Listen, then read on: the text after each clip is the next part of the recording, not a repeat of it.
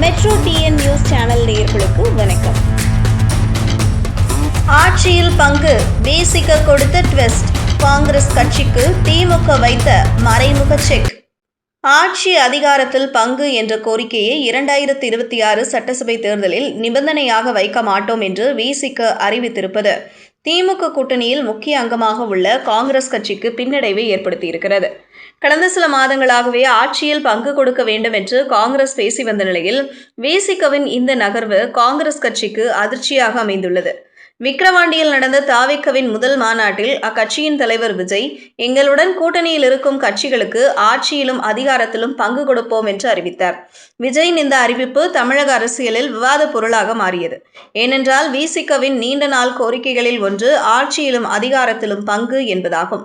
இதனால் திமுக கூட்டணியில் இருந்த விசிக, காங்கிரஸ் உள்ளிட்ட கட்சிகள் ஆட்சி அதிகாரத்தில் பங்கு கொடுக்க வேண்டும் என்று குரல் எழுப்பத் தொடங்கினர்.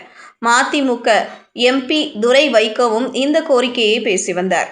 அதேபோல் அதிமுக கூட்டணியில் இருந்த பாமக, தேமுதிக உள்ளிட்ட கட்சிகளும் தங்களின் கோரிக்கையும் இதுதான் என்று பேசத் தொடங்கின. இதனால் திமுக மற்றும் அதிமுக ஆகிய இரு கட்சிகளுக்கும் இது புதிய நெருக்கடியை உருவாக்கும் என்று பார்க்கப்பட்டது. இந்த நிலையில் சட்டசபை தேர்தலுக்கு இன்னும் 5 மாதங்கள் மட்டுமே உள்ளது. இதனால் அனைத்து கட்சிகளும் தேர்தல் பணிகளை முடுக்கிவிட்டுள்ளன. இந்த சூழலில் 2026 சட்டசபை தேர்தலில் விசிக ஆட்சியில் பங்கு கேட்காது என்று அக்கட்சியின் எம்பி ரவிக்குமார் அறிவித்தார். இது விசிக தொண்டர்கள் மத்தியில் அதிர்ச்சியை ஏற்படுத்தியது. இது தொடர்பாக திருமாவளவனிடம் கேள்வி எழுப்பப்பட்ட போது, ஆட்சி அதிகாரத்தில் பங்கு என்பது 2026 சட்டசபை தேர்தலில் எங்களின் கோரிக்கையாக இருக்காது. அதனை நாங்கள் இப்போது வலியுறுத்த மாட்டோம். ஆனால் அந்த கருத்தை நாங்கள் கைவிடவில்லை. இந்த கோரிக்கையை தேர்தல் நிபந்தனையாக வைக்க மாட்டோம் என்று தெரிவித்தார். இது திமுகவுக்கு சாதகமான குரலாக மாறியிருக்கிறது. ஏனென்றால் காங்கிரஸ் கட்சியின் பல்வேறு கூட்டங்களிலும் தொடர்ந்து ஆட்சியில் பங்கு கொடுக்க வேண்டும், கூடுதல் தொகுதிகளை ஒதுக்கீடு செய்ய வேண்டும் என்று பேசப்பட்டு கொண்டே இருந்தன.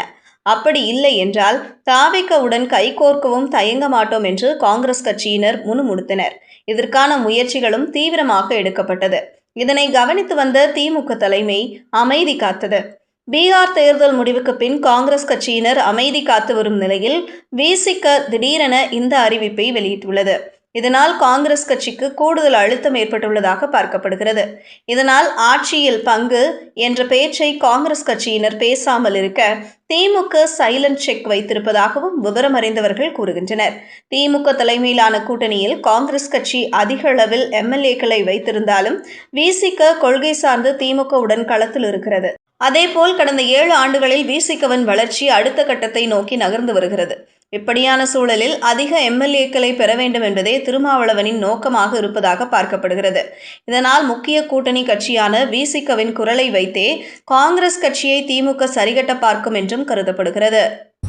செய்திகளை உடனுக்குடனும் துல்லியமாகவும் தெரிந்து கொள்ள